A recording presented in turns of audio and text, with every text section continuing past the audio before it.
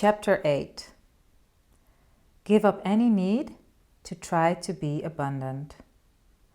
What does it take to receive money and abundance into your life?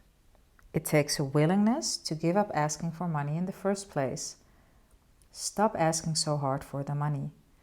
The asking is what creates a problem in the first place. Give all of that wanting up. Instead, go deep within the inner sanctuary and notice the universal good that has always been there. In the beginning, this universal good will be in the form of mere good feelings.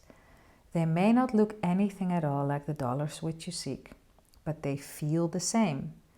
They are broadly of the same vibrational nature and quality, even better than what you can logically conceive in your mind. So give up the need to ask for money day in and day out. That is keeping you trapped in an endless cycle of limitation. Each time you perceive the need to ask for something, you are attached to a certain logical outcome which you have pictured in your mind. You are worried whether you will get it or not. These feelings of worry and attachment cloud your inner state. Feelings of worry and fear are never compatible with the feelings of abundance. Feelings of abundance are feelings of ease, flow, peace, and freedom. These feelings can never be found in worry. Neither can worrying make any positive manifestations happen. The natural feelings of abundance are there once you let go, drop, all of your negative, contradictory feelings. They are there once you take off your shades, which tinted everything with overriding worry and fear. Take off your shades and see the glorious universe and the world around you for what it is. Understand that what you are looking at this moment is never inherently real.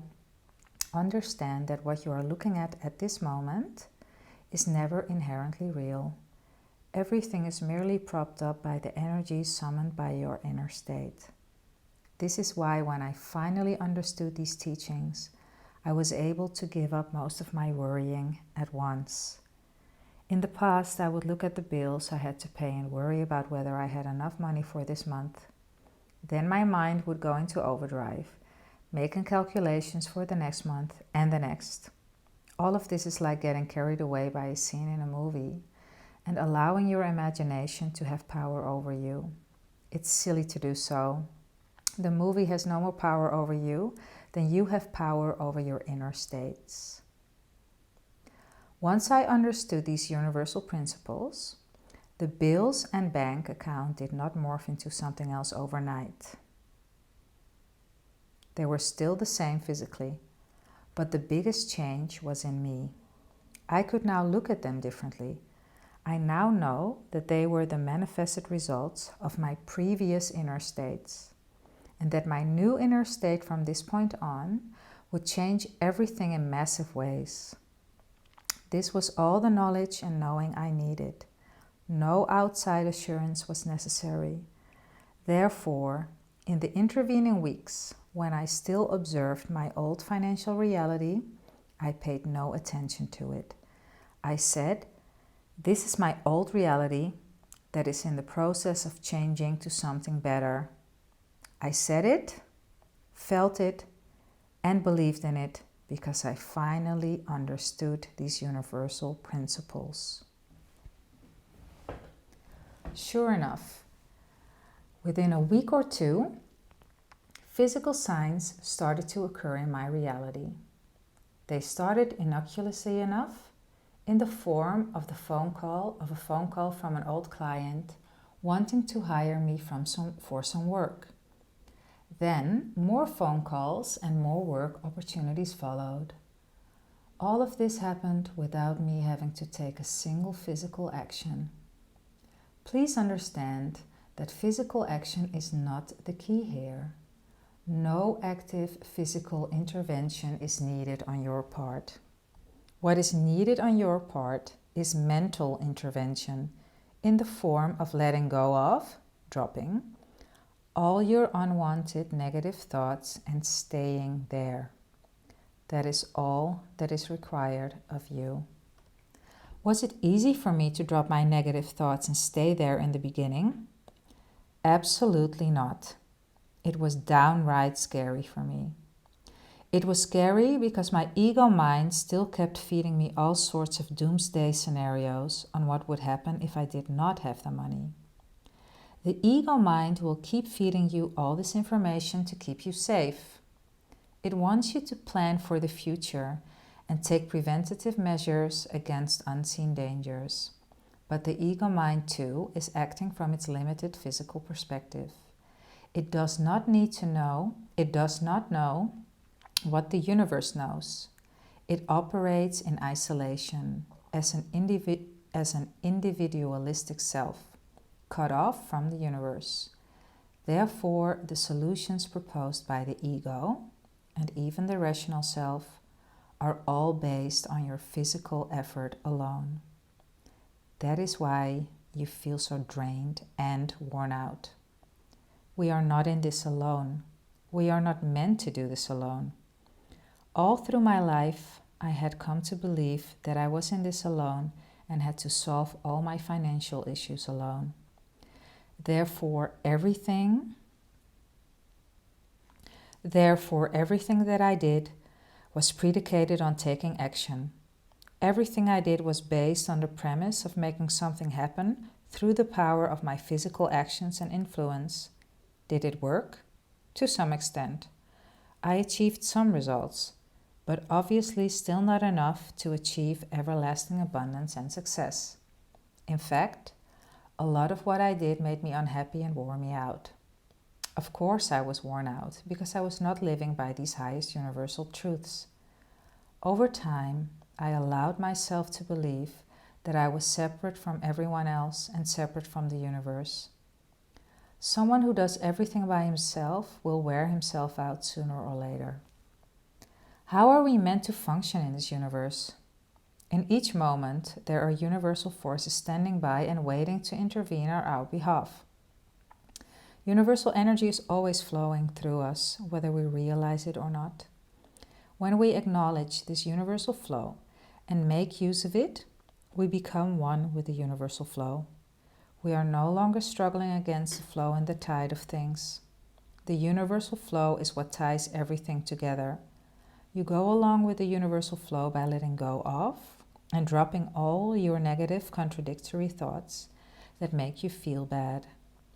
In the moment, you let all of those negative, contradictory feelings go. Your sense of well-being and spontaneous joy lets you know that you are moving along with the universal flow. While it may seem as if you are sitting there, not moving or physically going anywhere, understand that you are at this very moment being swept along the universal flow. We are so attached to physical space and physical reality that we look for physical signs of our progress. We look at our surroundings to see if they have changed, or at other tangible signs for evidence of our transformation. Doing so will be doing it backward. I have shown you through the projector analogy earlier that the same object may be displayed on the screen, but made up of many different frames, each holding an image of the same object. Therefore, things are vibrating and progressing so rapidly in every moment that you do not even know it. The reality that is perpetuated stays the same to our physical senses. When you close your eyes and shift your focus to the inside, you are letting go of negative thoughts, feelings, and beliefs that you have held over a lifetime. Don't even make an effort to let them go. Just close your eyes, turn inwards, and notice the spontaneous good feelings that are there. This mere shift of focus would mean you have let them go for the moment. You may feel a profound sense of unconditional joy and exhilaration, far beyond anything which you have experienced before. Not even your best and highest physical achievement could have given you this glorious feeling. Try it for yourself. If you have to do something or perceive a need to do something about your current situation, then do this. and nothing else. Sit quietly by yourself and feel those good feelings intensify. Don't make them intensify or try to conjure them up. Remove, drop the words, make, do, try, or effort from any of this. Instead, replace them with notice.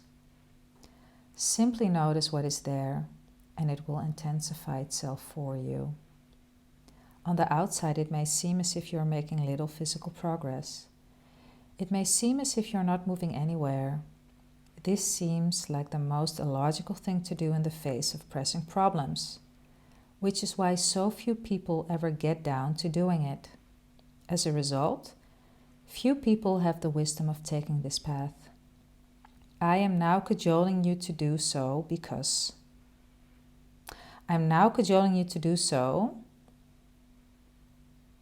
trust me, I have tried everything humanly possible. If there were a method or technique or spell or hack that claimed to bring me more money and prosperity, I would have tried it. I have never found more lasting success than what I am describing to you now. Each time one of those money spells or hacks worked, the effect was only temporary and sporadic.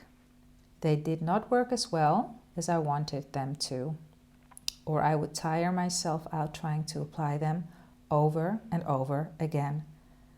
I did not achieve everlasting inner peace of mind. And why is that so? Perceiving a need to use one of those techniques was a large part of the issue. And then subsequently using them kept me trapped in a state of inner lack. How can we experience abundance in our reality when our inner states are grounded in lack? From the outside, it seems you are making no progress at all, at least in physical terms, but you are making great inner progress. You have just dropped a lifetime of worrying about your finances, or at least reduced it considerably. Remember your universal secretary from the last chapter? This is when she can do the other half of her work. This is when she can deliver what you have always asked for you to. This is when she can deliver what you have always asked for to you. This is when she can deliver what matches your new inner state to you, which is all the good, money, abundance, prosperity, happiness, wellness, and health that you've always wanted.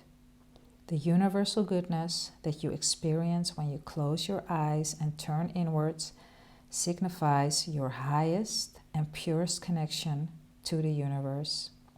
This is why it feels so good. You perceive in that moment the true nature of your being. Only good can come to you when you're in this state, because only good will be compatible with you. When you're previously immersed in feelings of constant worry, fear, disappointment, and frustration about your finances, only things that matched that could have come to you. But now, things are different.